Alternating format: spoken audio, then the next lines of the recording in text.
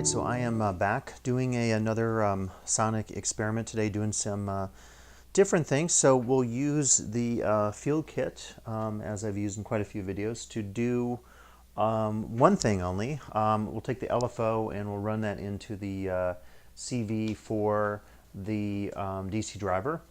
And actually it's starting to move there. So what I'll be doing is just using the solenoid on one of the strings here, and basically just to make a percussive beat for this track. So this is not timed or anything, but what I'll do is just crank up the intensity and the level, the tune, and then that will basically create a pitch, percussive sound, and that will form the basis of the rhythm part of the track. And what I have here is a homemade instrument, and in a sense I guess I would call it a stringed instrument.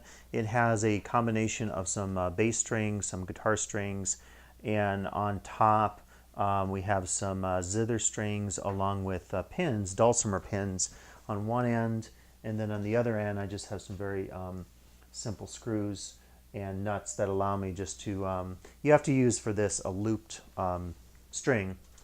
And then what goes on here on the end, of course, is we can just tune this clockwise to make it higher pitch, counterclockwise to make it lower pitch.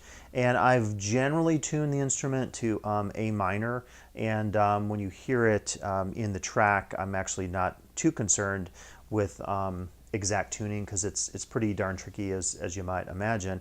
But what I'll do with the this string, of course, is use the solenoid and get a tone. It's not going to be that pitched as much as it is, I guess, percussive. Whereas the top ones, I'll just use my skewer to give a strum, and probably put some reverb on that, either from the Ventris, maybe the RMN1, the distortion reverb, or I'll do some stuff in post-production as well. So it's just probably a combination of reverbs and some effects. So that I'll use for a strumming sound. On the back of the instrument I have additional bass strings on there. I'm probably not going to use those today. On this end I have a spring, and I think what I'm going to do with the spring is use it for almost like a ride cymbal sound. So I'll use it in this manner with some brushes, and maybe also I can use the mallet, although the mallet sounds pretty good on some of these strings. So we'll just see how that goes. So a couple tracks from there, I may multi-track the brush. I did some recording with some of this equipment earlier last week, and I found that this gave a really nice sound, along with just some EQ adjustments, and even in some cases adding like an extra octave just in post on the computer, because I thought it made kind of for a nice ensemble sound. So we'll see what we do with that. I should say this particular instrument then, if you've been watching some of my videos, I'm talking a little bit about homemade instruments. Actually, I need to do a video on some of the kalimbas I've made, because some of you have been just asking questions and talking about this online, so I thought I would do one.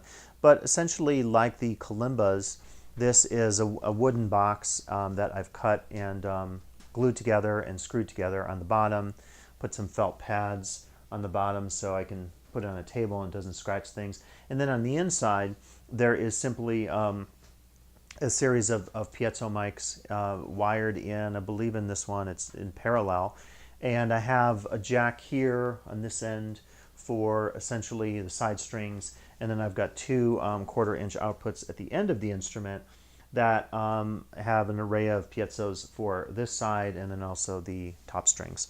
And you know, fairly easy to do. Again, there's not a lot of work that you have to do on some of these homemade instruments.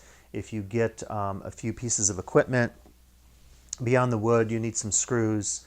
You'll maybe need some springs if you want to use springs, and then you'll also need the various strings. And then, as I said, you can pick up some of these dulcimer pins, which are really easy to use. Basically, you just drill a hole, small enough so that it just starts to fit in, and then you hammer it in the rest of the way, and you can then use your wrench to tune the strings. Again, I'm not going to say that it's easy to tune by any means, but you can get it, fairly close, and if you want to make some ambient noise type sound effects, it's pretty cool for that. So the other equipment I'm using, in addition to the Fieldkit, I mentioned the RMN1 for distortion reverbs, the Ventris dual reverb, which I got recently, and is just pretty outstanding. It's the best reverb I've heard and used, and it's very versatile and just really cool in terms of the onboard controls.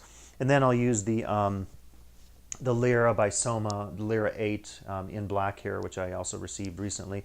That will essentially form the ambient soundtrack for layering the other stuff on top of it. So we'll see how it turns out, and again, as usual, you can give some comments and ask questions and give your own feedback on what you enjoy to do, maybe with some similar sonic experiments. So let me then play the music for you.